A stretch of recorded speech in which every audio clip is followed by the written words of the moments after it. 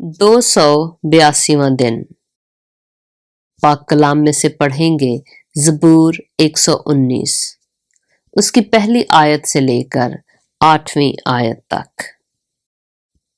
मुबारक है वो जो कामिल रफ्तार हैं, जो खुदावंद की शरीयत पर अमल करते हैं।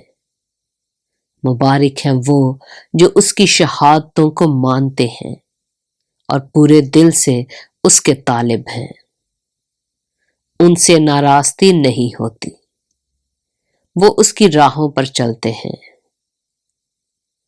तूने अपने कवानीन दिए हैं ताकि हम दिल लगाकर उनको माने।